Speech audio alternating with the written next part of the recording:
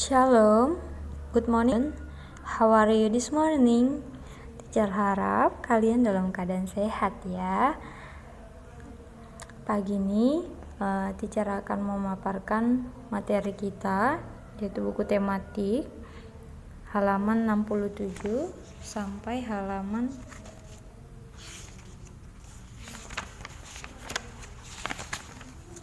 76. Nah, apakah kamu sudah siap belajar? Apakah kamu sudah mandi, sudah sarapan, dan berdoa sebelum belajar? Ketiga hal ini harus sudah kita laksanakan ya. Nah, kita masuk pembelajaran 5 dan 6. Di buku tematik, tujuan pembelajaran kita pada pagi hari ini, yang pertama itu ada IPS, mengidentifikasi kegiatan ekonomi negara-negara di ASEAN. Yang kedua, ada SBDP, membuat patung dengan teknik dan bahan tertentu. Yang ketiga, itu ada PPKN, mendiskusikan nilai-nilai terkait sila kelima Pancasila dan menerapkannya dalam kehidupan sehari-hari. Lalu yang terakhir, bahasa Indonesia ya. Membuat kesimpulan dari teks yang dibaca. Nah, kita masuk ke kegiatan ekonomi penduduk di negara ASEAN. Nih, kondisi geografis suatu negara dapat mempengaruhi kegiatan ekonomi penduduknya. Begitu juga dengan kegiatan ekonomi penduduk di negara-negara ASEAN. Hal tersebut memungkinkan adanya persamaan dan perbedaan kegiatan ekonomi yang dilakukan negara-negara ASEAN. Nah, untuk itu kita harus paham ya, ternyata kondisi geografis di suatu negara itu mempengaruhi kegiatan ekonomi dalam negara tersebut. Nah, seperti yang sudah teacher jelaskan di pembelajaran sebelumnya tentang kondisi geografis negara ASEAN. Nah, perhatikan gambar berikut. Apakah kegiatan ekonomi yang tampak pada gambar berikut? Teacher pasti kalian sudah tahu ya, ini adalah gambar orang yang sedang bertani. Lalu, produk apa yang dihasilkan dari kegiatan ekonomi berikut? Berarti yang dihasilkan adalah padi. Nah, menurutmu negara mana saja yang melakukan kegiatan ekonomi tersebut? Nah, ini sudah teacher jelaskan di sebelumnya, tapi teacher akan ulas kembali. Nih di slide berikutnya, kegiatan ekonomi negara ASEAN: Indonesia, Thailand, Malaysia, Filipina, Kamboja, Laos, dan Vietnam. Itu sebagian besar masyarakatnya bekerja di sektor pertanian. Nah, berbeda dengan Brunei Darussalam dan juga Singapura. Brunei Darussalam sebagian besar penduduknya bekerja di bidang industri pertambangan minyak bumi.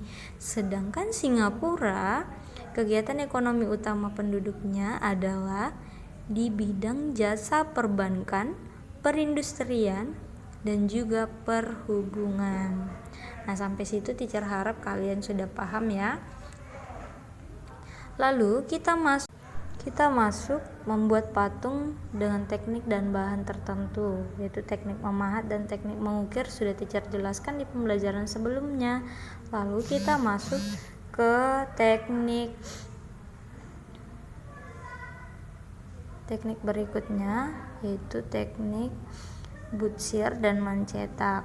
Butsir menggunakan bahan lunak seperti tanah liat dan plastis. Teknik mencetak menggunakan bahan bubur kertas atau adonan semen. Itu seperti yang sudah dilakukan di halaman sebelumnya ya. Nah, kita masuk ke sila kelima, yaitu nilai keadilan sosial bagi seluruh rakyat Indonesia, mengandung makna sebagai dasar sekaligus tujuan untuk tercapainya masyarakat yang sejahtera. Nah, nilai yang terkandung dalam sila kelima yaitu keadilan yang harus terwujud dalam kehidupan bersama atau kehidupan sosial. Yang kedua, mengutamakan kepentingan umum. Ini nilai yang terkandung dalam sila kelima. Lalu berikutnya adanya keselarasan, keseimbangan, dan keserasian hak dan kewajiban rakyat Indonesia. Menghargai hasil karya orang lain itu juga merupakan nilai yang terkandung dalam sila kelima.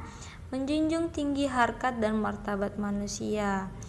Ya, ini merupakan nilai-nilai yang terkandung dalam sila kelima Pancasila. Lalu, bagaimana dengan penerapan sikap sila kelima Pancasila dalam kehidupan sehari-hari? Nah, yang pertama itu memberi bantuan kepada orang lain tanpa pamrih. Maksudnya tanpa pamrih di sini tanpa balasan atau imbalan ya. Lalu yang kedua itu bersikap adil terhadap orang lain. Ini menggambarkan ketidakadilan ya dalam gambar yang teacher buat. Berarti yang nilainya itu adalah bersikap adil terhadap orang lain.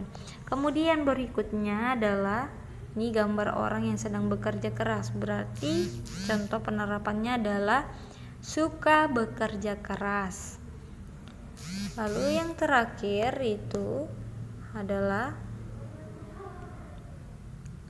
menghargai hasil karya orang lain. Nah, pada gambar itu sudah jelas ya, dia tidak menghargai karya orang lain.